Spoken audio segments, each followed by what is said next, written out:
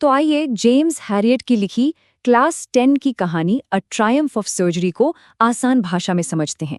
देखिए, ये कहानी सिर्फ एक कुत्ते और उसकी मालकिन के बारे में ही नहीं है, इसमें एक बहुत गहरा मैसेज छिपा है। तो शुरुआत एक सिंपल से सवाल से करते हैं। क्या हद से ज्यादा प्यार भी बुरा हो सकता है? यही सवाल इस पूरी कहानी की जान है और ये हमें सोचने पर मजबूर कर देता है कि सही देखभाल और लाड़ प्यार के बीच की जो लाइन है वो कितनी पतली होती है। तो इस कहानी को हम 5 हिस्सों में समझेंगे। पहले, कैसे प्यार ही एक बड़ी मुसीबत बन गया। फिर डॉक्टर ने आखिर प्रॉब्लम क्या पकड़ी। इसके बाद ट्रिकी की लाइफ में क्या नया मोड़ आया। फिर देखेंगे वो सरप्राइजिंग चेंज। और आखिर में असल में जीत किस चीज की हुई थी। ओके, तो शुरू करते हैं पहले हिस्से से। यहाँ हमारी मुलाकात होती है इस कहानी के मेन कैरेक्टर्स से। एक तरफ है एक बहुत ही अमीर लेडी मिसेस पम्फ्रे और दूसरी तरफ उनका लाडला कुत्ता ट्रिकी। और बस समझो, यहीं से सारी गड़बड़ शुरू होती है। और पता है सबसे अजीब बात क्या है? कि प्रॉब्लम की जड़ नफरत या लापरवाही नहीं थी, बल्कि बेइंतहा प्यार था। मिसेस पम्फ्रे ट्रिकी को इतना ज्यादा प्यार करती थीं कि उसको क्रीम केक्स, चॉकलेट्स, पता नहीं क्या-क्या खिलाती रहती थीं। और इसका नतीजा, ट्रिकी बिल्कुल एक फूले हुए सॉसेज जैसा दिखने लगा, मोटा, बीमार और एकदम सुस्त। और यही कहानी में एंट्री होती है हमारे नैरेटर और vet surgeon doctor James Herriot की। वो एक ही नज़र में पूरी सिचुएशन की सीरियसनेस को समझ जाते हैं, लेकिन उनका जो पॉइंट ऑफ व्यू था वो मिसेस पम्फ्रे से बिल्कुल अलग था। डॉक्टर हैरियट फौरन समझ गए कि ट्रिकी को कोई ऐसी वैसी बीमारी नहीं है। असली प्रॉब्लम तो उसका लाइफस्टाइल था। उसे दवाइयों या सर्जरी की जरूरत नहीं थी, बल्कि उसके रूटीन में एक बड़े बदलाव की जरूरत थी। और बस यही डायग्नोसिस इस कहानी का सबसे बड़ा टर्निंग पॉइंट है। तो डॉक्टर हैरियट मिसेस पम्फ्रे को कहते हैं कि देखिए, ट्रिकी को कुछ दिनों के लिए हॉस्पिटल में एडमिट करना पड़ेगा। और बस यहीं से शुरू होता है ट्रिकी का नया सफर। एक ऐसी लाइफ जो डिसिप्लिन से भरी थी और उसकी पुरानी आरामदायक जिंदगी से एकदम अलग थी। और इलाज इतना सिंपल था कि यकीन नहीं होता। स्टेप 1, सिर्फ सिंपल सा खाना, और वो भी बस जितनी जरूरत है उतना। स्टेप 2, सारी ट्रीट्स बंद, मतलब नो चॉकलेट, नो केक, कुछ नहीं। और स्टेप 3 जो सबसे इम्पोर्टेंट था, दूसरे कुत्तों के साथ घूमना फिरना, खेलना कूदना, यानी एक आम कुत्ते वाली जिंदगी जीना। इस नए रूटीन और नए माहौल का असर बिल्कुल जादू जैसा था। जो ट्रिकी पहले अपनी जगह से हिलता तक नहीं था, अब उसमें एक ऐसा चेंज आने लगा था जिसे देखकर सब हैरान थे। और रिजल्ट तो कमाल का था। सोचो, सिर्फ कुछ ही दिनों में, और वो भी बिना किसी एक भी दवाई के, ट्रिकी एक फुर्तीले और एक्टिव कुत्ते में बदल चुका था। वो अब दूसरे कुत्तों के साथ दौड़ता, खेलता, अपने खाने के लिए लड़ता भी था। सच कहूं तो वो पहली बार अपनी जिंदगी को आजादी से जी रहा था। चलिए अब आते हैं कहानी के क्लाइमैक्स पर। कुछ हफ्ते बीत जाते हैं और मिसेस पम्फ्रे ट्रिकी को लेने आती हैं। और वहां वो जो देखती हैं, उन्हें अपनी आंखों पर यकीन ही नहीं होता। अपने आलसी मोटे कुत्ते की जगह वो एक हेल्दी और एनर्जी से भरे ट्रिकी को देखती हैं। उनकी आंखों में खुशी के आंसू आ जाते हैं और वो कहती हैं, this is a Triumph of surgery. उनको लगता है कि डॉक्टर ने जरूर कोई बड़ा ऑपरेशन किया है, जिसकी वजह से ट्रिकी ठीक हो गया। और यहीं पर इस कहानी का सबसे बड़ा ट्विस्ट, या कहूं तो आयरनी छिपी है। सवाल तो ये है कि क्या सच में कोई सर्जरी हुई भी थी? जवाब है बिल्कुल नहीं। एक भी टांका नहीं लगा था ट्रिकी को। तो इसका मतलब क्या हुआ? मतलब ये कि कहानी का title a Triumph of surgery असल में एक आयरनी है। असली जीत किसी सर्जरी की नहीं हुई थी, बल्कि ये जीत थी सही देखभाल की, डिसिप्लिन की और एक हेल्दी लाइफस्टाइल की। ये डॉक्टर हैरियट की समझदारी की जीत थी। तो इस कहानी से हम क्या सीख सकते हैं? देखिए, 3 जरूरी बातें हैं। पहली, कि जरूरत से ज्यादा लाड़ प्यार भी नुकसान कर सकता है। दूसरी, कि कभी-कभी डिसिप्लिन दिखाना ही प्यार जताने का सबसे अच्छा तरीका होता है। और तीसरी और सबसे जरूरी बात, कि एक हेल्दी लाइफस्टाइल से बड़ी कोई दवा नहीं होती। और आखिर में ये कहानी हम सबके सामने एक बड़ा सवाल छोड़ जाती है कि जिसे हम प्यार समझते हैं, क्या वो हमेशा उसके लिए फायदेमंद होता है जिसे हम प्यार करते हैं? इस सवाल पर जरूर सोचिएगा। नमस्कार दोस्तों, आप देख रहे हैं बी यूजुअल क्लासेस। अगर आपको इस चैप्टर की line by line explanation PDF बिल्कुल फ्री चाहिए तो देर मत कीजिए, अभी हमें हमारे व्हाट्सएप नंबर पर मैसेज कीजिए और पीडीएफ तुरंत पाइए। बी यूजुअल क्लासेस, पढ़ाई अब होगी और भी आसान। नमस्ते। रस्किन बॉन्ड की एक बहुत ही खूबसूरत कहानी द थीव स्टोरी की इस एनालिसिस में आइए साथ मिलकर इस दिल को छू लेने वाली स्टोरी की गहराइयों में उतरते हैं। चलिए शुरुआत एक ऐसे सवाल से करते हैं जो हम सबके मन में कभी ना कभी जरूर आता है। क्या मेहरबानी का सिर्फ एक छोटा सा काम सच में किसी इंसान की जिंदगी को हमेशा के लिए बदल सकता है? यही सवाल इस पूरी कहानी का सेंटर पॉइंट है। तो कहानी शुरू होती है दो ऐसे लोगों से जो एक दूसरे से बिल्कुल अलग हैं, एक चोर और एक राइटर। एक तरफ है हरी सिंह, उम्र सिर्फ 15 साल, लेकिन काम में माहिर। काम क्या? चोरी। वो हमेशा अपने अगले शिकार की तलाश में रहता है। और फिर उसकी मुलाकात होती है अनिल से। अनिल एक राइटर है, बिल्कुल सीधा साधा, दयालु और लोगों पर बहुत जल्दी भरोसा कर लेता है। दोनों एक रेसलिंग मैच पर मिलते हैं और हरी सिंह को लगता है वाह, अगला टारगेट मिल गया। तो हरी अनिल से काम मांगता है और अनिल उसे काम पर रख भी लेता है। काम था खाना बनाना और रोज ग्रोसरी लाना। लेकिन चोर अपनी आदत से मजबूर आखिर वो रोज ग्रोसरी के पैसों में से थोड़ा बहुत बचा लेता था।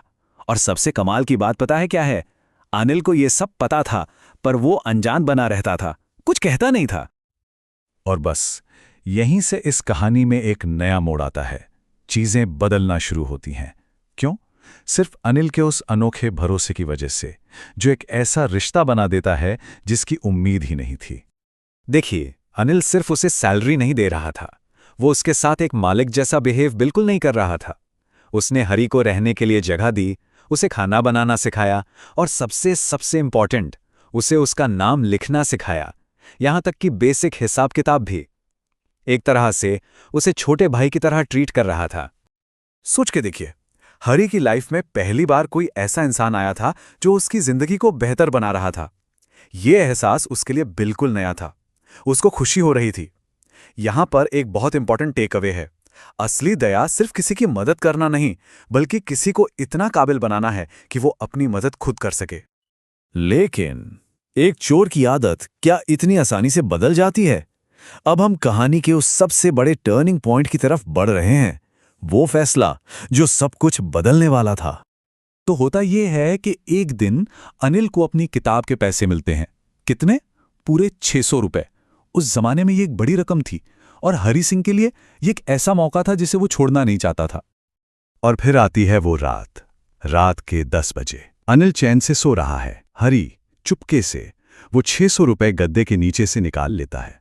वो सीधा स्टेशन की तरफ भागता है। लखनऊ जाने वाली ट्रेन पकड़नी है उसे। लेकिन प्लेटफॉर्म पर खड़े खड़े उसके कदम जैसे जमीन में जम जाते हैं। वो जानते बूझते हुए ट्रेन को जाने देता है, मिस कर देता है। पता है क्यों? क्योंकि अनिल का वो भरोसा उसे अंदर से गिल्ट से भर रहा था। स्टेशन पर बारिश में भीगते हुए हरी के दिमाग में एक जंग चल रही थी। एक तरफ थे वो 600 रुपए जो कुछ दिन, कुछ हफ्ते बस फिर खत्म हो जाते, और दूसरी तरफ थी वो पढ़ाई, वो मौका जो अनिल दे रहा था, एक रिस्पेक्टेबल, इज्जत की जिंदगी जीने का मौका। और बस यही वो पल था। उस बारिश में, उस स्टेशन पर हरी का असली बदलाव शुरू हुआ। उसने एक फैसला किया, वापस जाने का फैसला। उस बारिश की बूंदों के साथ उसे एक बहुत बड़ी बात समझ आ गई। पैसा तो हाथ का मैल है, आज है कल नहीं। लेकिन एजुकेशन यानी कि शिक्षा उसकी पूरी जिंदगी बदल सकती है। वो एक बड़ा आदमी, एक इज्जतदार आदमी बन सकता है। और इसी एहसास के साथ वो दबे पांव वापस अनिल के कमरे में जाता है और बारिश से गीले हो चुके उन नोटों को वैसे ही मैट्रेस के नीचे रख देता है। ये सिर्फ पैसों की वापसी नहीं थी, ये एक टूटे हुए भरोसे को जोड़ने की एक हिम्मत भरी कोशिश थी। अगली सुबह जो हुआ ना, उसके लिए एक बहुत अच्छा फ्रेज है, साइलेंट फॉरगिवनेस, मतलब खामोश माफी। ये तब होता है जब सामने वाले को पता हो कि गलती हुई है, लेकिन वो सजा देने के बजाय प्यार से एक दूसरा मौका देना चुनता है। और अनिल ने ठीक यही किया। अगली सुबह वो हरी को 50 रुपए का एक नोट देता है, जो अभी भी थोड़ा गीला था, और कहता है, चलो आज से हम पूरे सेंटेंसेस लिखना शुरू करेंगे। अनिल को सब पता था, लेकिन उसने कुछ कहे बिना माफ कर दिया। यही वो पल था जब हरी सिंह सच में हमेशा के लिए बदल गया। तो चलिए अब इस पूरी कहानी के सबसे जरूरी सबक पर आते हैं, वो सीख जो इस कहानी को इतना खास बनाती है। तो इस कहानी से हमें क्या सीख मिलती है? सबसे पहली बात, भरोसा और दया एक पत्थर दिल चोर को भी पिघला सकते हैं। दूसरी, कि शिक्षा पैसों से कहीं कहीं ज्यादा कीमती है। तीसरी, कि इंसानी रिश्ता और कनेक्शन किसी भी सजा से ज्यादा ताकतवर होता है। और आखिर में, कि माफी में वो ताकत है जो किसी में भी सच्चा रियल ट्रांसफॉर्मेशन ला सकती है। और अब इस पूरी चर्चा को एक आखिरी सवाल के साथ खत्म करते हैं।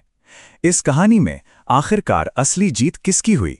हरी की, जिसे एक नई जिंदगी जीने का मौका मिला, या अनिल की, जिसकी अच्छाई ने एक भटके हुए इंसान को सही रास्ता दिखा दिया? इस पर जरूर सोचिए। नमस्कार दोस्तों, आप देख रहे हैं बी उज्ज्वल क्लासेस। अगर आपको इस चैप्टर की line by line explanation PDF बिल्कुल फ्री चाहिए तो देर मत कीजिए, अभी हमें हमारे व्हाट्सएप नंबर पर मैसेज कीजिए और पीडीएफ तुरंत पाइए। बी उज्ज्वल क्लासेस, पढ़ाई अब होगी और भी आसान। रॉबर्ट आर्थर की एक क्लासिक जासूसी कहानी है द मिडनाइट विजिटर, और ये कहानी ना एक बड़ा दिलचस्प सवाल उठाती है। एक जासूस होने का असली मतलब क्या है? क्या असली ताकत बंदूक में होती है या दिमाग में? अच्छा, जब हम सीक्रेट एजेंट शब्द सुनते हैं तो दिमाग में क्या आता है? एकदम फिट, तेज तर्रार, एक्शन से भरपूर हीरो, है ना? फिल्मों वाला। चलिए इसी इमेज को थोड़ा तोड़ते हैं। एक तरफ है हमारी उम्मीद, मतलब एक्शन, कूल गैजेट्स, एकदम फिट जासूस, और दूसरी तरफ है इस कहानी की हकीकत, हमारा जासूस ऑसिबल, जो मोटा है, थोड़ा धीमा है और एक बोरिंग से होटल के कमरे में रहता है। मतलब ग्लैमर और एक्शन का तो नामो निशान ही नहीं। तो चलिए कहानी के पहले हिस्से में चलते हैं और मिलते हैं हमारे इस जरा अलग से जासूस से। कहानी में एक और किरदार है, फॉलर, जो एक राइटर है। वो आया तो था जासूसी की दुनिया का रोमांच देखने, मतलब सीक्रेट मैसेज, गोलियों की आवाज, कुछ मसालेदार, लेकिन जब वो ऑसिबल से मिला तो बस सारी उम्मीदों पर पानी फिर गया। ऑसिबल ना तो दिखने में जासूस लगता था, ना ही उसकी बातों में कोई दम था। फॉलर को तो लगा कि भाई आज का दिन तो गया बेकार। पर फॉलर को क्या पता था कि जिस रोमांच के लिए वो तरस रहा था, वो बस दरवाजे के उस पार ही उसका इंतजार कर रहा था, और एंट्री होती है एक बिन बुलाए मेहमान की। सोचिए, ऑसिबल और निराश फॉलर कमरे में आते हैं। ऑसिबल लाइट जलाता है और बूम, कमरे के ठीक बीच में एक आदमी खड़ा है, हाथ में पिस्तौल लिए। फॉलर के लिए तो ये पहला असली एडवेंचर था और उसकी हालत खराब हो गई। ये बिन बुलाया मेहमान कोई और नहीं, मैक्स है, एक दूसरा जासूस। और वो यहाँ क्यों है? उसे वो सीक्रेट रिपोर्ट चाहिए जो ऑसिबल को मिलने वाली है। सिचुएशन एकदम सीधी है। मैक्स के पास बंदूक है, ऑसिबल खाली हाथ। गेम तो पूरी तरह मैक्स के पाले में लग रहा है ना? और बस यहीं से कहानी असली मोड़ लेती है। देखिए, जहां कोई और होता तो शायद डर से कांप रहा होता, पर ऑसिबल का दिमाग वो एक अलग ही लेवल पर काम करना शुरू कर देता है। वो बंदूक से नहीं, बल्कि बंदूक पकड़ने वाले के दिमाग से खेलने की तैयारी करता है। तो क्या है ऑसिबल का मास्टर प्लान? इसके 3 सिंपल स्टेप्स हैं। स्टेप 1, एकदम शांत रहो, ऐसे जैसे कुछ हुआ ही नहीं। स्टेप 2, एक झूठी लेकिन एकदम सच्ची लगने वाली कहानी बनाओ। और स्टेप 3, सामने वाले पर इतना प्रेशर बना दो कि वो सोचने समझने के काबिल ही ना रहे। तो ऑसिबल बड़े आराम से मैक्स से शिकायत करने लगता है, कहता है, अरे यार, होटल मैनेजमेंट से बात करनी पड़ेगी। इस महीने में दूसरी बार को इस बेकार सी बालकनी से मेरे कमरे में घुस आया है।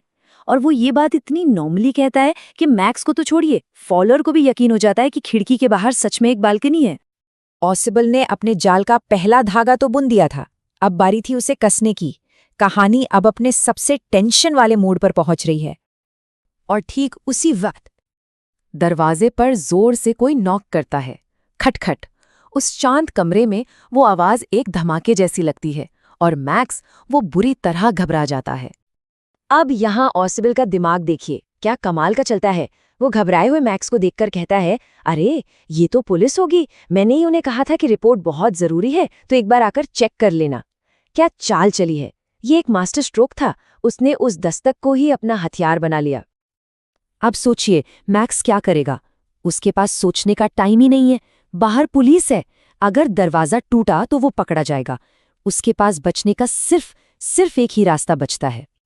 और बस घबराहट में मैक्स पुलिस से बचने के लिए सीधा खिड़की से बाहर कूद जाता है। उसे लगता है कि वो उस बालकनी पर छिप जाएगा, वो बालकनी जो वहां कभी थी ही नहीं। और फिर आता है कहानी का सबसे बड़ा ट्विस्ट। दरवाजा खुलता है और बाहर पुलिस नहीं बल्कि एक वेटर खड़ा होता है जो ऑसिबल की ड्रिंक्स लेकर आया था। फॉलर तो बस हैरान होकर ऑसिबल को देखता रह जाता है। मतलब ऑसिबल ने बिना हाथ लगाए सिर्फ अपने दिमाग के जोर पर एक बंदूक वाले दुश्मन को हमेशा के लिए रास्ते से हटा दिया। तो आखिर इस पूरी कहानी से हमें क्या सीखने को मिलता है? यही कि असली पावर, असली ताकत शरीर में नहीं, दिमाग में होती है। ऑसिबल ने जिस चीज का इस्तेमाल किया उसे हम कहते हैं प्रेजेंस ऑफ माइंड, यानी हाजिर जवाबी। इसका मतलब सिर्फ शांत रहना नहीं है, बल्कि मुश्किल से मुश्किल सिचुएशन में भी अपने लिए मौका बनाना है, वहां जहां बाकियों को सिर्फ खतरा नजर आता है। और सबसे मजेदार बात क्या है, ऑसिबल ने कितने हथियार यूज किए? 0, एक भी नहीं। उसने यह साबित कर दिया कि एक जासूस का सबसे बड़ा हथियार कोई बंदूक नहीं बल्कि उसका तेज दिमाग होता है। तो इस कहानी के 3 बड़े सबक हैं। पहला, हाजिर जवाबी यानी प्रेजेंस ऑफ माइंड किसी भी बंदूक से ज्यादा पावरफुल है। दूसरा, इंटेलिजेंस से आप किसी भी खतरनाक प्रॉब्लम को सॉल्व कर सकते हैं। और तीसरा, जो शायद सबसे जरूरी है, किसी को कभी भी उसके बाहरी रूप से नहीं आंकना चाहिए। ऑसिबल साधारण दिखता था और यही उसकी सबसे बड़ी ताकत थी, क्योंकि इसी वजह से मैक्स ने उसे हल्के में लेने की गलती कर दी। तो आखिर में एक सवाल, किसी भी मुश्किल सिचुएशन में एक इंसान के पास सबसे पावरफुल हथियार क्या हो सकता है? इस पर सोचिएगा जरूर। नमस्कार दोस्तों, आप देख रहे हैं बी उज्ज्वल क्लासेस। अगर आपको इस चैप्टर की line by line explanation PDF बिल्कुल फ्री चाहिए तो देर मत कीजिए, अभी हमें हमारे व्हाट्सएप नंबर पर मैसेज कीजिए और पीडीएफ तुरंत पाइए। बी उज्ज्वल क्लासेस, पढ़ाई अब होगी और भी आसान। कभी सोचा है क्या कोई चोर ईमानदार हो सकता है? यही वो सवाल है जो विक्टर कैनिंग की कहानी अ क्वेश्चन ऑफ ट्रस्ट के बिल्कुल सेंटर में है। तो आज हम इसी कहानी के परतों को खोलेंगे जहां एक बहुत ही शातिर चोर की टक्कर एक उससे भी ज्यादा शातिर चोर से हो जाती है। अच्छा, इस कहानी को समझने के लिए ना पहले एक शब्द समझना जरूरी है, विरोधाभास, या जिसे इंग्लिश में कहते हैं ऑक्सीमोरन। ये तब होता है जब दो एकदम उल्टे मतलब वाले शब्द एक साथ आ जाते हैं और एक नया गहरा मतलब बना देते हैं, और ये हमारी कहानी के लिए बहुत जरूरी है। जैसे अगर मैं कहूं एक ईमानदार चोर, सुनने में कितना अजीब है ना भाई, चोर और ईमानदार, ये कैसे हो सकता है? बस यही कॉन्ट्राडिक्शन, यही विरोधाभास हमारी कहानी के हीरो होरेस डैनबी के कैरेक्टर की नींव है, और यही उसे इतना मजेदार बनाता है। तो चलिए कहानी के पहले हिस्से में चलते हैं और मिलते हैं हमारे इस सो कॉल्ड ईमानदार चोर से। आखिर ये होरेस डैनबी है कौन और क्या चीज उसे इतना अलग बनाती है? तो होरेस डैनबी करीब 50 साल का है और समाज में उसकी इमेज एक बहुत ही इज्जतदार ताले बनाने वाले की है। लेकिन उसकी एक सीक्रेट लाइफ भी है। उसे महंगी और बहुत रेयर किताबें पढ़ने का जबरदस्त शौक है, और इसी शौक को पूरा करने के लिए वो साल में सिर्फ एक बार एक सेफ पर हाथ साफ करता है। मतलब होरेस की जिंदगी में ये जो दोहरापन है ना, यही उसे कॉम्प्लिकेटेड बनाता है। दिन के उजाले में वो एक शरीफ, इज्जतदार ताले बनाने वाला है, पर रात के अंधेरे में वही आदमी एक शातिर चोर बन जाता है जो अपनी प्लानिंग को बड़ी सफाई से अंजाम देता है।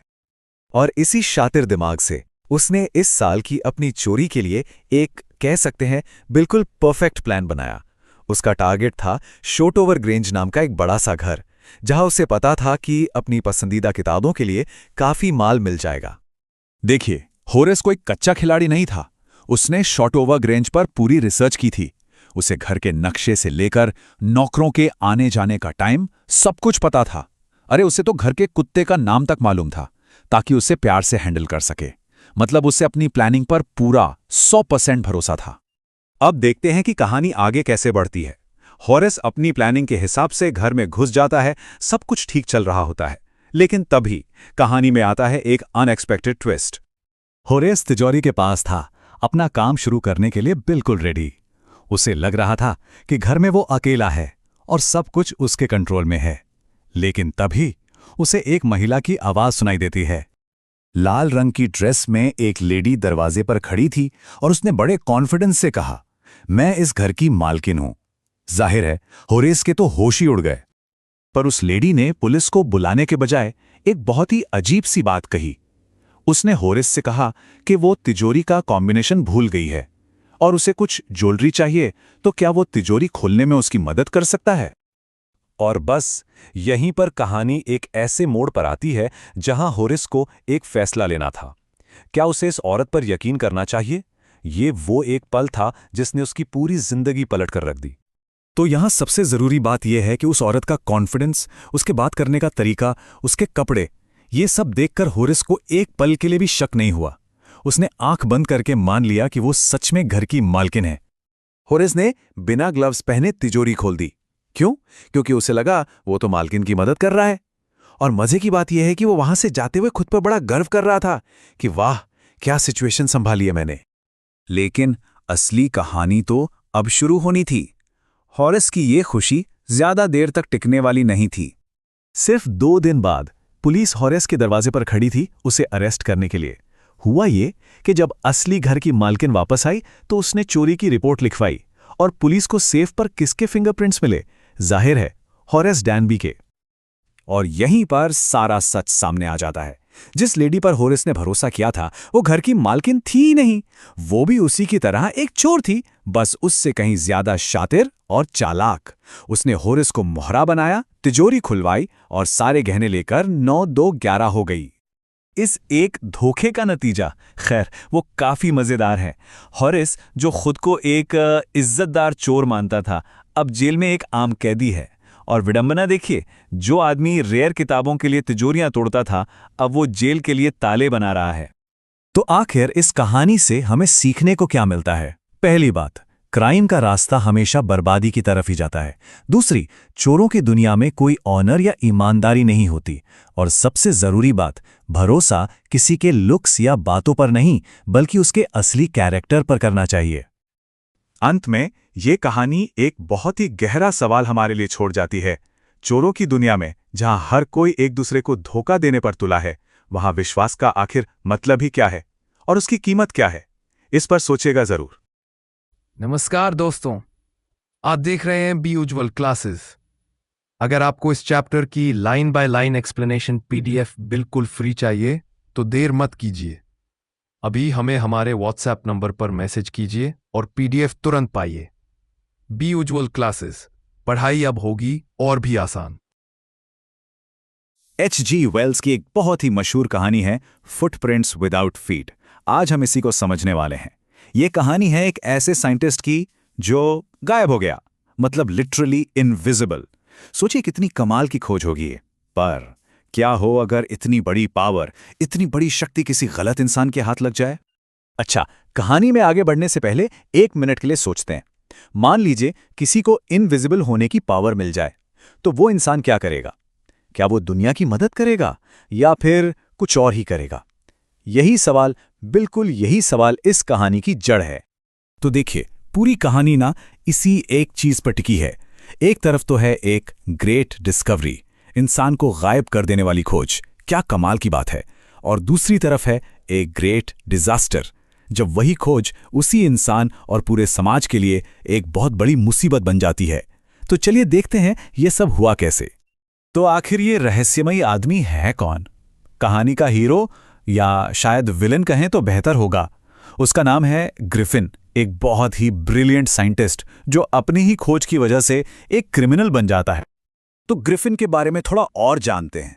देखिए, वो कोई मामूली इंसान नहीं था, एक बहुत ही तेज ब्रिलियंट साइंटिस्ट था और उसने वो कर दिखाया जो कोई सोच भी नहीं सकता था। इंसान के शरीर को इनविजिबल करने का फॉर्मूला खोज निकाला। पर प्रॉब्लम यह थी कि वो एक लॉलेस पर्सन था, मतलब कानून वानून की उसे कोई परवाह नहीं थी।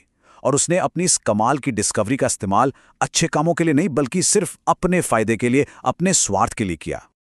तो उसकी ये कह सकते हैं क्रिमिनल जर्नी शुरू कैसे हुई? हुआ ये कि उसके मकान मालिक ने उसे घर से निकालने की कोशिश की। ग्रिफिन को इतना गुस्सा आया कि उसने बदला लेने के लिए उसके घर में ही आग लगा दी। अब पकड़े जाने का डर तो था ही, तो बचने के लिए उसे अपनी इनविजिबिलिटी वाली पावर का इस्तेमाल करना पड़ा और बस यहीं से उसकी सारी मुश्किलें शुरू हो गईं। तो अब ग्रिफिन कहाँ है? लंदन की सड़कों पर, एक भगोड़े की तरह। सुनने में तो बड़ा एक्साइटिंग लगता है ना, इनविजिबल हो जाना, पर असलियत में उसके लिए ये कोई एडवेंचर नहीं था, बल्कि जिंदा रहने का एक स्ट्रगल बन गया था। और यहीं पर कहानी में एक बहुत ही इंटरेस्टिंग ट्विस्ट आता है। देखिए, ग्रिफिन खुद तो इनविजिबल हो सकता था, पर उसके कपड़े नहीं। इसका क्या मतलब हुआ? इसका मतलब ये हुआ कि अगर उसे पूरी तरह से गायब रहना है तो उसे लंदन की उस कड़ाके की ठंड में बिना कपड़ों के घूमना पड़ेगा।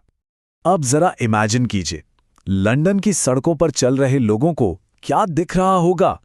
कीचड़ में अचानक से हवा में से पैरों के निशान बनते जा रहे हैं, पर निशान बनाने वाला कोई है ही नहीं। इन अजीबोगरीब पैरों के निशानों ने लोगों में एक डर और कंफ्यूजन का माहौल बना दिया। भाई, कोई कैसे समझेगा कि ये हो क्या रहा है? अब जिंदा रहने के लिए ग्रिफिन जुर्म के रास्ते पर और आगे बढ़ गया।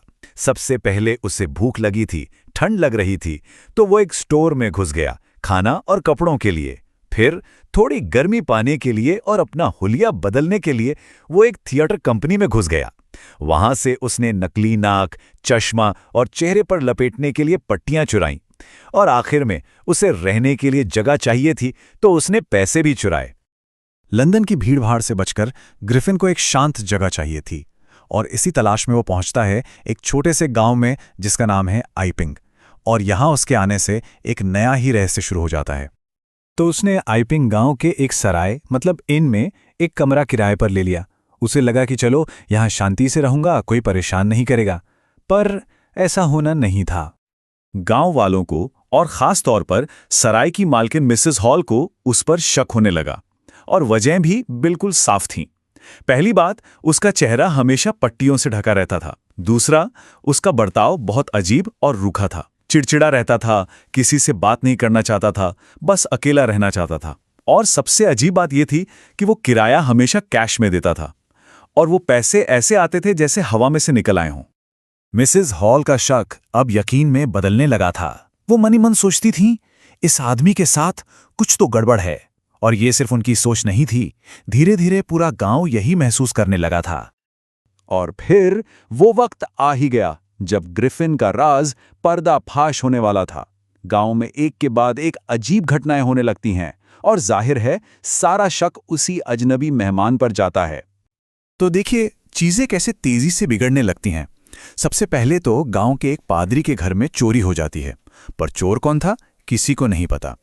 फिर एक दिन मिसेस हॉल हिम्मत करके ग्रिफिन के कमरे में जाती हैं और देखती हैं कि कमरे का फर्नीचर अपने आप हवा में उड़ रहा है। कुर्सी उन पर हमला कर देती है। इसके बाद तो हद हो गई। घबराए हुए गांव वालों ने मिलकर पुलिस कांस्टेबल को बुला लिया कि भाई इस आदमी से पूछताछ करो। तो बस अब आमना सामना होना ही था। कांस्टेबल, मिसेस हॉल और कुछ गांव वाले हिम्मत करके ग्रिफिन के कमरे में पहुंचते हैं उससे सवाल जवाब करने। जब सब लोग उस पर दबाव डालते हैं तो ग्रिफिन गुस्से से फट पड़ता है। वो चिल्लाता है, अच्छा जानना चाहते हो मैं कौन हूं? तो लो देखो। और वो एक एक करके अपने चेहरे से पट्टियां नोचना शुरू कर देता है। पट्टियों के बाद वो अपनी विग फेंकता है, चश्मा उतारता है, नकली नाक भी निकाल देता है। कमरे में जितने भी लोग थे सब बस हैरान परेशान देख रहे थे। और फिर उन्होंने जो देखा उससे सबके होश उड़ गए। सामने कपड़ों में एक शरीर खड़ा था, लेकिन गर्दन के ऊपर सिर की जगह कुछ भी नहीं था, बस खाली जगह, एक बिना सिर का आदमी। बस फिर क्या था, पूरे आइपिंग गांव में दहशत फैल गई। कांस्टेबल उसे पकड़ने के लिए आगे बढ़ता है, पर ग्रिफिन एक एक करके अपने कपड़े भी उतारने लगता है, और देखते ही देखते वो पूरी तरह से गायब हो जाता है। अब कांस्टेबल हवा में ही हाथ पैर मार रहा है, और इसी अफरा तफरी का फायदा उठाकर ग्रिफिन वहां से भाग निकलता है। तो कहानी के आखिर में हम फिर से उसी सवाल पर आ जाते हैं। ग्रिफिन की ये जो खोज थी, ये उसके लिए एक वरदान थी, एक ब्लेसिंग्स, या फिर एक अभिशाप, एक कर्स? सीधी सी बात है, ये खोज उसके लिए एक अभिशाप बन गई। क्यों? क्योंकि जब भी कोई बड़ी खोज, कोई महान आविष्कार गलत कामों के लिए या सिर्फ अपने स्वार्थ के लिए इस्तेमाल होता है, तो वो एक ब्लेसिंग नहीं रहता, वो एक बोझ बन जाता है। सोचिए, ग्रिफिन इसी पावर से लोगों की कितनी भलाई कर सकता था, पर उसने क्या किया? उसने इसे सिर्फ खुद को बचाने और जुर्म करने के लिए एक हथियार बना लिया। और मेरे ख्याल से यही इस कहानी का सबसे बड़ा मैसेज है कि ज्ञान, नॉलेज अगर बिना जिम्मेदारी के हो तो वो बहुत खतरनाक हो सकता है। साइंस में तरक्की करना बहुत जरूरी है, पर उससे भी ज्यादा जरूरी है हमारे अंदर वो समझ, वो नैतिकता जो हमें बताए कि इस तरक्की का इस्तेमाल सही दिशा में कैसे करना है। तो ये कहानी हमें इसी एक बड़े सवाल के साथ छोड़ जाती है, क्या एक मॉरल कंपस के बिना, यानी सही गलत की समझ के बिना, ज्ञान वाकई खतरनाक है? इस पर सोचना तो बनता है। नमस्कार दोस्तों, आप देख रहे हैं बी उज्ज्वल क्लासेस। अगर आपको इस चैप्टर की line by line explanation PDF बिल्कुल फ्री चाहिए तो देर मत कीजिए, अभी हमें हमारे व्हाट्सएप नंबर पर मैसेज कीजिए और पीडीएफ तुरंत पाइए। बी उज्ज्वल क्लासेस, पढ़ाई अब होगी और भी आसान। नमस्ते। सोचने वाली बात है ना? एक महान साइंटिस्ट आखिर बनता कैसे है? कैसे बचपन के छोटे मोटे शौक एक दिन दुनिया को बदल देने वाली खोज बन जाते हैं? चलिए, आज हम रिचर्ड एब्राइट की कहानी को समझते हैं, जिन्होंने इन्हीं सवालों का जवाब अपनी पूरी जिंदगी से दिया। तो यही सवाल है ना? एक साइंटिस्ट बनता कैसे है? क्या इसके पीछे कोई कोई सीक्रेट फॉर्मूला है, या फिर ये सब बस मेहनत और किस्मत का खेल है? चलिए रिचर्ड एब्राइट की जिंदगी में ही इसका जवाब ढूंढते हैं। तो उनकी कहानी की शुरुआत होती है उनके बचपन से। जगह थी पेंसिल्वेनिया, अमेरिका। आप जानते हैं, बचपन से ही एब्राइट थोड़े अलग थे, मतलब दूसरे बच्चों से बिल्कुल अलग। जब बाकी सब खेलकूद में लगे रहते थे, वो अपनी ही एक अलग दुनिया बना रहे थे। बटरफ्लाइज कलेक्ट करना, पत्थर, सिक्के, अरे यहाँ तक कि फॉसिल्स भी। उनके लिए तो पूरी दुनिया जैसे खजाना थी, जिसे बस खोजना बाकी था। और इस सफर में वो अकेले नहीं थे, उनके साथ थी उनकी माँ। पिता का साया तो बचपन में ही उड़ गया था, इसलिए उनकी माँ ही उनकी सबसे बड़ी हिम्मत, उनकी सबसे अच्छी दोस्त बनी। वो उनकी क्यूरियोसिटी को हमेशा बढ़ावा देती रहती थी, कभी नई किताबें लाकर, कभी नए प्रोजेक्ट्स देकर। बस हर वो चीज़ करती थी जिससे उनकी सीखने की भूख और बढ़ जाए। और फिर एक दिन उनकी माँ ने उन्हें एक ऐसी चीज़ दी जिसने उनकी जिंदगी का रुख ही हमेशा के लिए बदल दिया। सोच के देखिए, एब्राइट तब सिर्फ 10 साल के थे और उनकी माँ उन्हें एक किताब लाकर देती हैं। किताब का नाम था the travels of monarch x. और ये सिर्फ पन्नों का एक झुंड नहीं था, ये एक पूरी की पूरी नई दुनिया का दरवाजा था। इस एक किताब ने सब कुछ बदल दिया। इससे उन्हें मोनार्क बटरफ्लाइज की अनोखी दुनिया के बारे में पता चला। फिर उन्होंने समझा कि अच्छा, साइंटिफिक रिसर्च आखिर होती क्या है। और बस फिर क्या था, उन्होंने बटरफ्लाइज को टैग करना शुरू कर दिया, उनके माइग्रेशन पैटर्न्स को स्टडी करना शुरू कर दिया। देखिए कैसे एक किताब ने उनके शौक को एक मिशन में बदल दिया। अब यही शौक, यही मिशन उन्हें स्कूल के साइंस फेयर्स तक ले गया, और यहां से उनका असली इम्तिहान शुरू हुआ। और ये सफर आसान तो बिल्कुल नहीं था। सोचिए, 7वीं क्लास में पहली ही बार में उन्हें हार का सामना करना पड़ा। उनके प्रोजेक्ट को कोई प्राइज ही नहीं मिला। लेकिन एब्राइट हारने वालों में से थोड़ी थे। अगले ही साल उन्होंने विसरॉय बटरफ्लाइज पर रिसर्च करके प्राइज जीत लिया। बस इसके बाद वो रुके ही नहीं। हाई स्कूल में सेल स्ट्रक्चर पर उनके एक्सपेरिमेंट्स ने उन्हें सीधा इंटरनेशनल लेवल तक पहुंचा दिया। पर एक बात समझनी जरूरी है, ये प्रोजेक्ट सिर्फ अवार्ड्स जीतने के लिए नहीं थे, बिल्कुल नहीं। ये तो उनके आने वाले वक्त की बड़ी बड़ी साइंटिफिक रिसर्च की नींव बन रहे थे, एक एकदम मजबूत फाउंडेशन। और इन्हीं प्रोजेक्ट से जो सीख मिली ना, उसी ने उन्हें उनके करियर की सबसे बड़ी खोज तक पहुंचाया। वो खोज थी डीएनए का रहस्य। यहां उन्होंने एक ऐसी खोज की जिसने सीरियसली बायोलॉजी की दुनिया में हलचल मचा दी। उन्होंने ये पता लगाया कि एक सेल अपने डीएनए के ब्लूप्रिंट को रीड कैसे करता है। सोच के देखिए, डीएनए एक इंस्ट्रक्शन मैनुअल जैसा है, और एब्राइट ने पता लगाया कि सेल उस मैनुअल को पढ़ता कैसे है। और ये समझना इसलिए जरूरी था क्योंकि इसी से तो तय होता है कि सेल कैसे काम करेगा, कैसे ग्रो करेगा, और हाँ, कुछ बीमारियां आखिर पैदा ही क्यों होती हैं। तो ये कोई मामूली खोज बिल्कुल नहीं थी। ये तो आसान भाषा में कहें तो जिंदगी के कोड को अनलॉक करने वाली चाबी थी। और इस एक चाबी ने साइंटिस्ट के लिए वो दरवाजे खोल दिए जिससे वो समझ पाए कि लाइफ आखिर सेल्यूलर लेवल पर काम कैसे करती है। तो सवाल फिर वही है, उनकी इस जबरदस्त सक्सेस के पीछे आखिर राज क्या था? चलिए इसकी रेसिपी को डिकोड करते हैं। तो इस रेसिपी का पहला इंग्रेडिएंट वो खुद थे, उनका अपना कैरेक्टर। उनके पास एक फर्स्ट क्लास माइंड तो था ही, लेकिन उसके साथ साथ ही एक ऐसी क्यूरियोसिटी, एक ऐसी जिद कि बस हर चीज जाननी है, आगे बढ़ने का एक कम्पेटिटिव जज्बा और एक ऐसी विल पावर जो कभी हार नहीं मानती। लेकिन हर अच्छी रेसिपी का एक सीक्रेट इंग्रेडिएंट होता है ना? इनकी रेसिपी का सबसे जरूरी इंग्रेडिएंट थी उनकी माँ। वही थी जो उनके लिए टेलीस्कोप और माइक्रोस्कोप लाती थी, वही उन्हें नई नई जगहों पर ले जाती थी और उनकी हर रिसर्च में उनके साथ खड़ी रहती थी। सच कहूं तो वो उनकी पहली टीचर और सबसे बड़ी सपोर्टर थी। तो यहाँ से ना एक बात बिल्कुल साफ हो जाती है। हम अक्सर सोचते हैं कि सक्सेस किसी जादुई टैलेंट का नतीजा है ना? पर सच्चाई कुछ और है। असली फॉर्मूला मैजिकल टैलेंट नहीं है। असली फॉर्मूला है curiosity plus hard work plus support. और रिचर्ड ईब्राइट की कहानी वो इस फॉर्मूला का जीता जागता सबूत है। तो आखिर में इस पूरी कहानी से हम क्या सीख सकते हैं? इसका असली मैसेज क्या है? सबसे बड़ा मैसेज तो ये है कि बचपन के छोटे छोटे शौक आगे चलकर जिंदगी भर का जुनून बन सकते हैं। सीरियसली, कौन सोच सकता था कि तितलियां पकड़ने वाला एक बच्चा एक दिन दुनिया के सबसे बड़े साइंटिस्ट्स में से एक बनेगा? तो इस पूरी कहानी का सार बस इस एक लाइन में है। एक महान साइंटिस्ट बनता है क्यूरियोसिटी प्लस मेहनत प्लस सपोर्ट, इनके कॉम्बिनेशन से। कोई जादू नहीं, सिर्फ डेडिकेशन। तो ये थी रिचर्ड ईब्राइट की कहानी। उन्होंने हमें दिखाया कि एक छोटी सी चिंगारी कैसे एक बहुत बड़ी आग बन सकती है। अब सवाल ये है कि हर इंसान के अंदर जो क्यूरियोसिटी की चिंगारी छुपी है, वो उसे कहाँ तक ले जा सकती है। नमस्कार दोस्तों, आप देख रहे हैं बी उज्ज्वल क्लासेस। अगर आपको इस चैप्टर की line by line explanation PDF बिल्कुल फ्री चाहिए तो देर मत कीजिए, अभी हमें हमारे व्हाट्सएप नंबर पर मैसेज कीजिए और पीडीएफ तुरंत पाइए। बी उज्ज्वल क्लासेस, पढ़ाई अब होगी और भी आसान। तो चलिए आज समझते हैं गाई डी मोपासा की एक बहुत ही पावरफुल कहानी द नेकलेस को। ये एक ऐसी कहानी है जो दिखावे और असलियत के बीच का फर्क इतने जबरदस्त तरीके से बताती है कि सोचने पर मजबूर कर देती है। तो सवाल सीधा सा है, क्या एक रात की शानो शौकत के लिए 10 साल की सजा भुगतना सही है?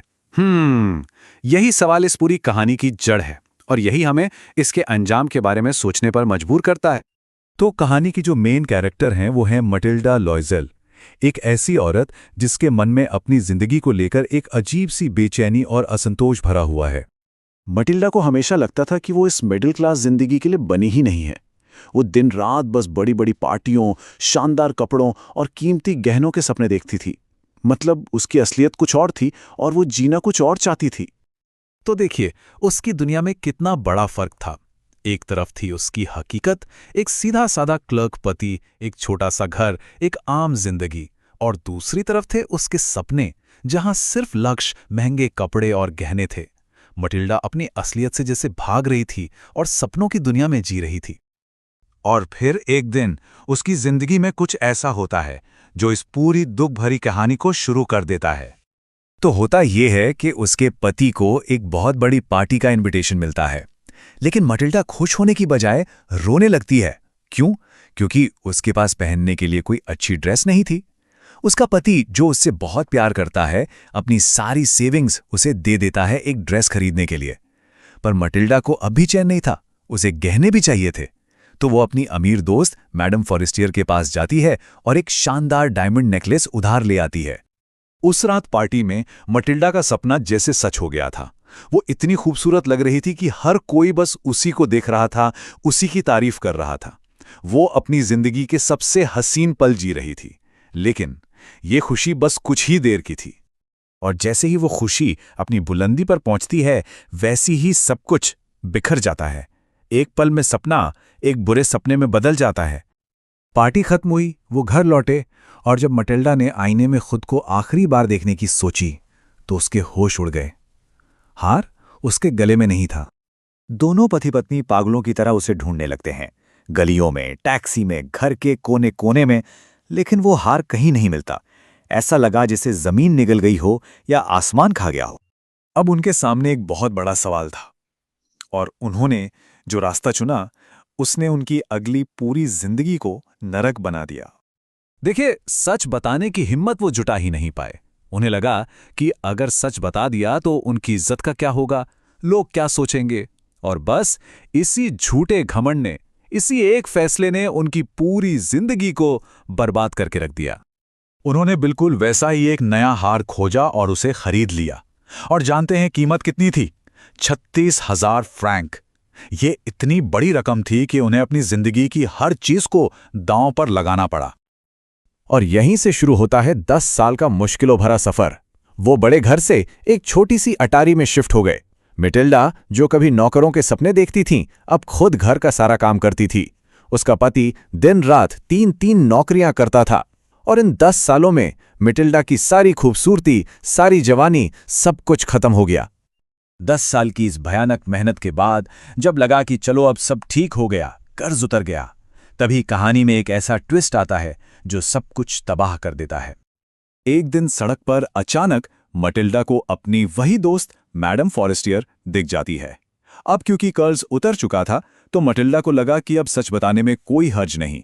वो उसके पास जाती है और उसे सारी कहानी बता देती है। और तब मैडम फॉरेस्टियर जो कहती है, उसे सुनकर मटिल्डा के पैरों तले जमीन खिसक जाती है। वो कहती है, अरे मेरा हार तो नकली था, वो तो मुश्किल से 500 फ्रैंक्स का रहा होगा। सोचिए जरा, 36,000 फ्रैंक के बदले सिर्फ 500 फ्रैंक। उनकी पूरी जिंदगी की मेहनत, उनके 10 साल एक ऐसे हार के लिए बर्बाद हो गए जो नकली था। मतलब उनकी सारी मेहनत, सारा दुख, सारी तकलीफें, सब कुछ बेकार गया, सिर्फ एक झूठ और अपने घमंड की वजह से। तो इस कहानी से क्या सबक मिलता है? पहला, कि झूठी शान और दिखावा जिंदगी को तबाह कर सकता है। दूसरा, ईमानदारी सबसे अच्छी पॉलिसी है। अगर मटिल्डा ने उसी वक्त सच बता दिया होता तो शायद कुछ भी ना होता। और तीसरा, जो हमारे पास है उसे स्वीकार करना सीखना चाहिए, न कि किसी ऐसी चीज का दिखावा करना जो हम हैं ही नहीं। और ये कहानी सोचिए, आज के जमाने में कितनी ज्यादा रिलेटेबल है। सोशल मीडिया की दुनिया है, हर कोई फिल्टर लगाकर एक परफेक्ट जिंदगी दिखा रहा है। तो सवाल ये उठता है कि इस खुशी के दिखावे के लिए हम असल में कितनी बड़ी कीमत चुकाने को तैयार हैं? कहीं ऐसा तो नहीं कि इस दौड़ में हम अपनी असली खुशी और जिंदगी के कीमती साल गंवा रहे हैं? ये एक ऐसा सवाल है जिस पर सोचना बहुत जरूरी है। नमस्कार दोस्तों, आप देख रहे हैं बी उज्ज्वल क्लासेस। अगर आपको इस चैप्टर की line by line explanation PDF बिल्कुल फ्री चाहिए तो देर मत कीजिए, अभी हमें हमारे WhatsApp नंबर पर मैसेज कीजिए और PDF तुरंत पाइए। बी उज्ज्वल क्लासेस, पढ़ाई अब होगी और भी आसान। चलिए आज बात करते हैं एक ऐसी लड़की की कहानी की जिसे समाज ने लगभग भुला ही दिया था। ये कहानी है भोली की और उसकी अपनी आवाज को फिर से ढूंढने की एक जबरदस्त यात्रा की। ये सवाल अक्सर हमारे मन में आता है ना, कि क्या कोई अपनी किस्मत बदल सकता है? भोली की कहानी इसी सवाल का जवाब है। तो आइए शुरू करते हैं। तो कहानी की शुरुआत होती है भोली से, एक ऐसी लड़की जिसे सब बुद्धू कहकर बुलाते थे। उसके बचपन में बहुत मुश्किलें थी। सोचिए जरा, कितनी बड़ी विडंबना है। उसका असली नाम तो था सुलेखा, मतलब जिसकी लिखाई सुंदर हो, पर दुनिया उसे क्या कहती थी? भोली, यानी सीधी साधी बुद्धू लड़की। एक तरफ उसका खूबसूरत नाम और दूसरी तरफ समाज का दिया हुआ ये लेबल।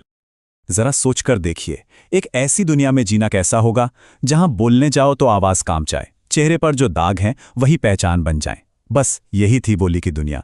और दुख की बात तो यह है कि अपने ही घर में उसे एक बोझ की तरह देखा जाता था। लेकिन कहते हैं ना, हर अंधेरी रात की सुबह होती है। भोली की जिंदगी में भी अब एक ऐसी ही सुबह होने वाली थी। एक ऐसा मोड़ आने वाला था जो सब कुछ बदल देता। तो स्कूल का पहला दिन भोली के लिए तो ये किसी डरावनी जगह से कम नहीं था। बेचारी एक कोने में सहमी सी बैठी थी। पर तभी उसकी टीचर ने कुछ ऐसा किया जिसकी उसने कभी कल्पना भी नहीं की थी। पहली बार उसे किसी से प्यार और सम्मान मिला। और बस यही वो पल था जिसने सब कुछ बदल दिया। टीचर के उसी प्यार ने, उसी अपनापन ने भोली के अंदर सोए हुए कॉन्फिडेंस को जैसे जगा दिया। उसे हिम्मत दी कि वो अपना नाम खुद बोल सके। तो आखिर एजुकेशन ने, शिक्षा ने भोली की जिंदगी में ऐसा क्या जादू कर दिया, चलिए देखते हैं। देखिए, ये बदलाव कोई रातों रात नहीं हुआ, ये तो एक पूरा सफर था। शुरुआत हुई टीचर की दया से, फिर धीरे धीरे उसने बोलना सीखा, अपनी आवाज पाई, उसे समझ आया कि सेल्फ रिस्पेक्ट क्या होती है, और आखिर में वो अपने हक के लिए लड़ने को तैयार हो गई। ये बदलाव देखिए जरा, कहाँ वो डरी सहमी हकलाने वाली लड़की और कहाँ ये कॉन्फिडेंट बहादुर लड़की। सच में यही तो है एजुकेशन की असली ताकत। लेकिन कहानी यहां खत्म नहीं होती। अब भोली के इस नए आत्मविश्वास की असली परीक्षा होनी बाकी थी।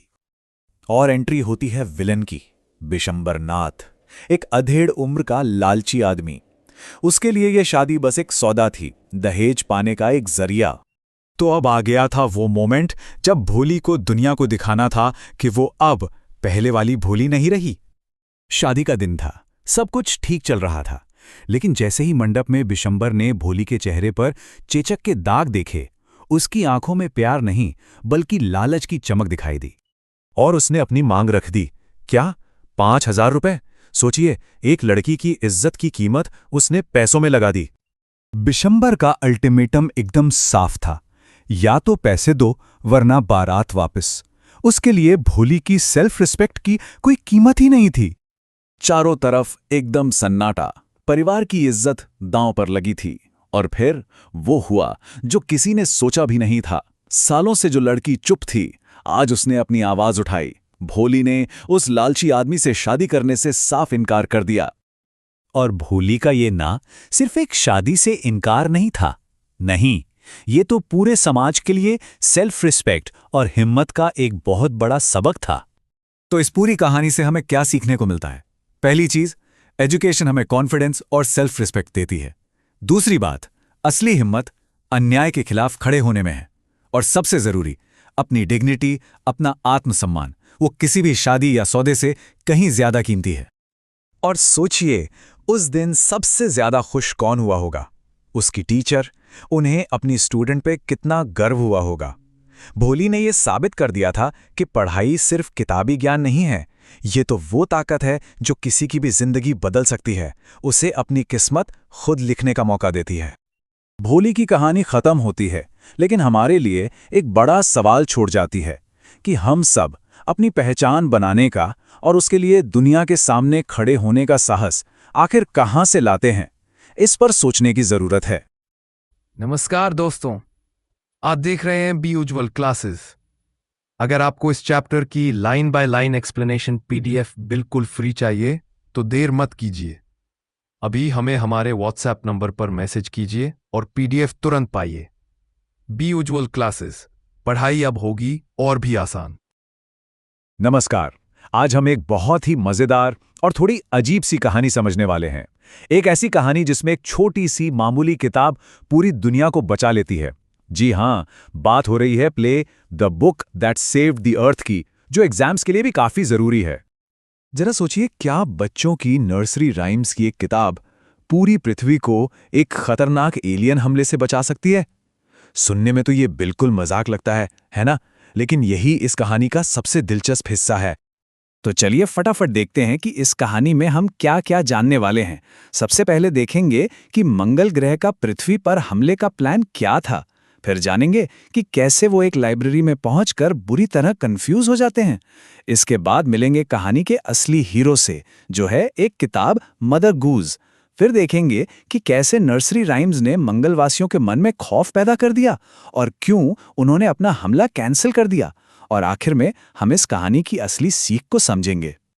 तो ठीक है, कहानी की शुरुआत करते हैं।